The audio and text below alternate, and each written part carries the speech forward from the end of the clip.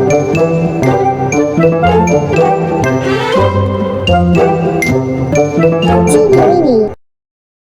Hey kids! Welcome to story time. Let us see a story about the country mouse and a city mouse.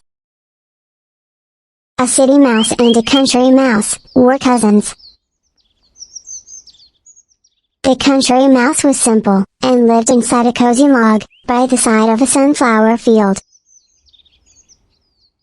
Life is simple in the countryside, and the mouse got by on a few sunflower seeds and wheat stalks, most of the days. Some days would be a treat, as he would get breadcrumbs and cheese left over, after the farmer's meal. A fresh bubbling stream, next to the log, had all the clean water he needed whenever he got thirsty.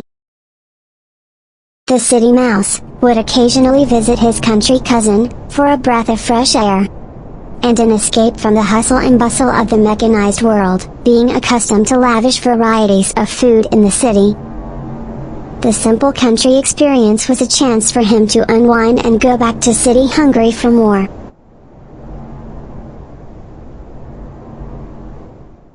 He always spoke about how much better life in the big city was compared to the country. Although the country was a peaceful place to live, he wouldn't give up the pleasures of his city, to settle for a laid-back life with little to do. He often remarked that he couldn't grasp why any mouse would want to live in the countryside, with so little and barely getting by.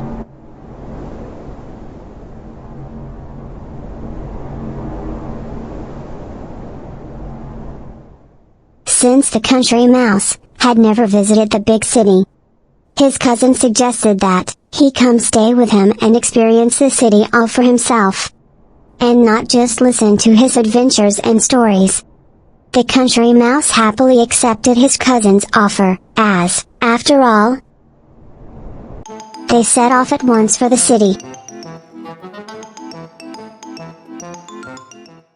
Upon arrival, the country mouse was astonished at the size of his cousin's house. A 4-story building with cast iron railings,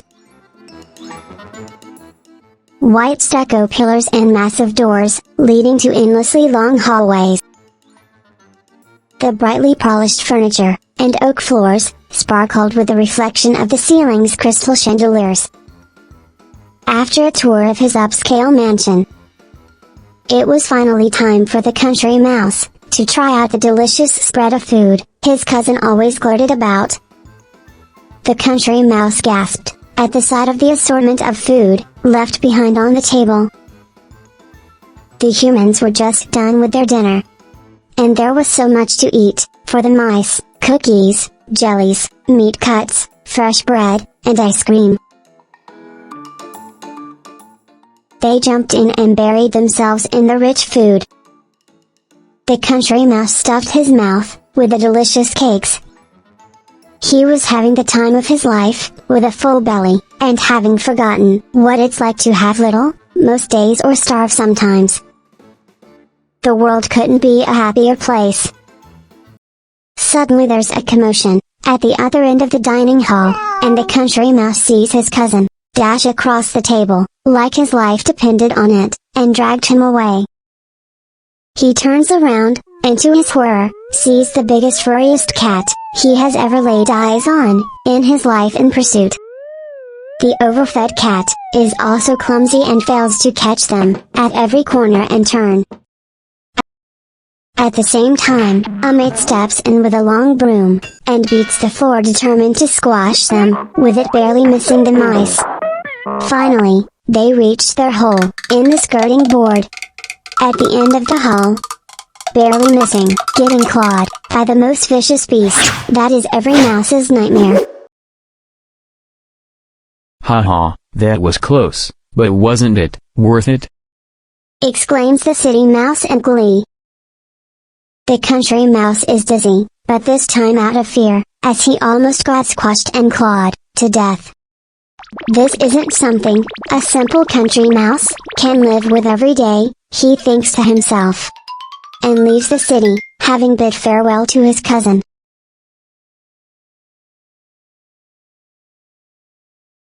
Moral of the story: It is better to live a peaceful life that is secure, than to live in a luxury that can end any moment.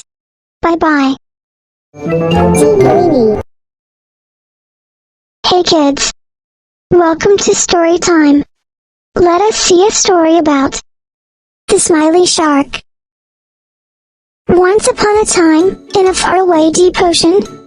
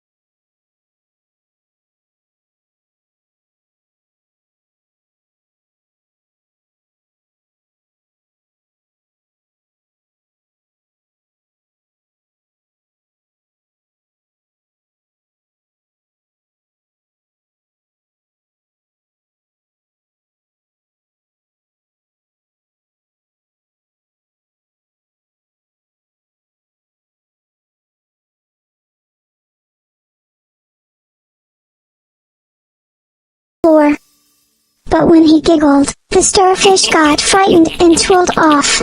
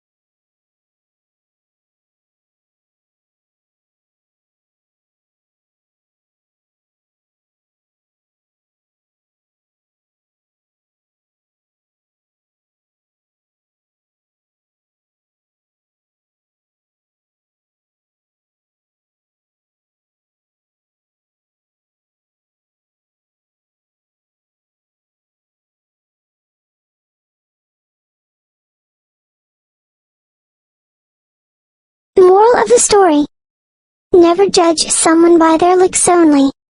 Bye bye. Weeny. Hey kids! Welcome to story time. Let us see a story about the donkey and the wolf. A long, long time ago, there was a wolf. One day the wolf didn't manage to catch anything to eat for a whole day.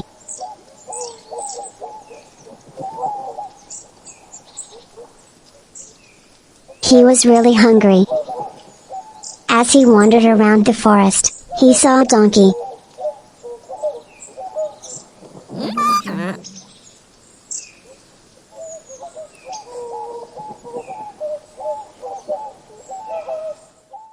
The wolf crept up silently, behind the donkey. But the donkey had noticed him. He knew that the wolf could run faster than him, and he could not escape by running. So the donkey thought up a clever way to save his life. The donkey pretended that his leg had been hurt and he started crying in pain. The wolf went up to the donkey and asked why he was crying. Hey, what happened? Why are you crying? I have a thorn in my foot, and it hurts really badly, but I can't get it out. The donkey replied. I can help you. If I eat you now, it will stop hurting, offered the wolf. The donkey had been expecting that answer, and answered quickly. That's a good idea, but if you eat me with the thorn, it may get stuck in your throat later. But if you remove the thorn first, and eat me second, everything will be alright. He added. The wolf, who did not know about the donkey's plan, thought that it sounded like a good plan, and agreed to take the thorn out. The donkey had been waiting for the wolf to bend over.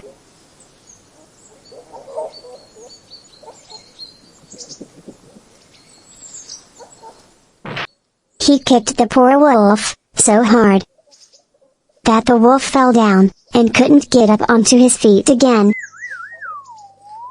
The donkey then ran away as fast as he could. He had saved himself from being eaten by a wolf. Moral of the story: a little wisdom can do miracles. Bye bye.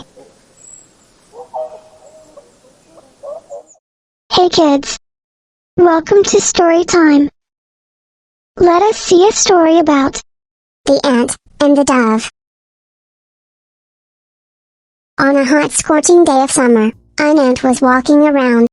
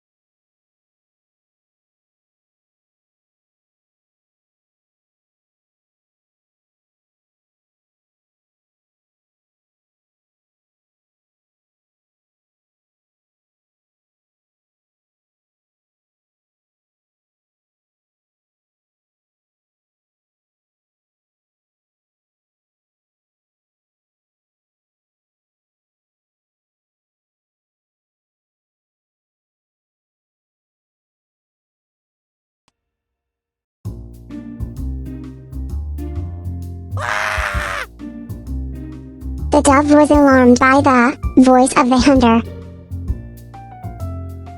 Without delay, he flew away.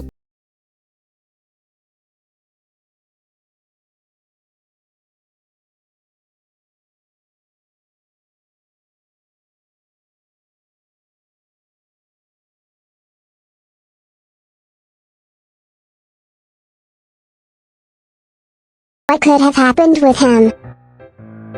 Moral of the story: a good deed never goes unrewarded. Bye bye. Hey kids! Welcome to story time.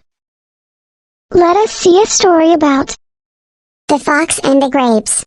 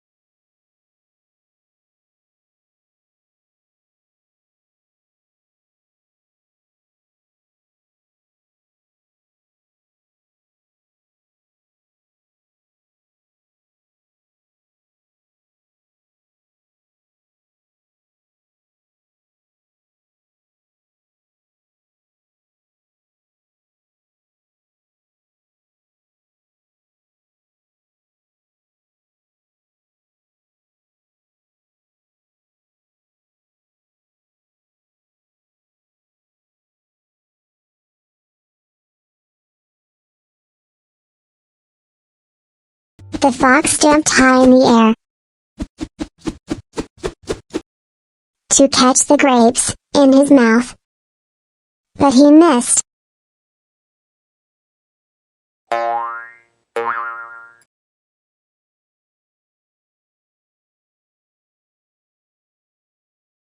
He tried once more, but missed again.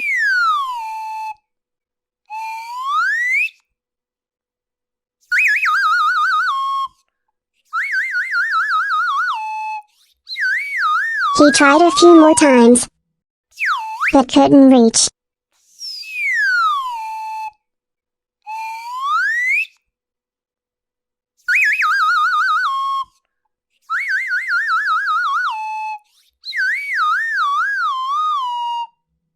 It was getting dark, and the fox was getting angry. His legs hurt, so he gave up in the end. Walking away, he said, I'm sure the grapes were sour anyway. moral of the story. "We pretend to hate something when we can't have it." Bye bye. Please subscribe for more videos. TV Weeny. TV Weeny.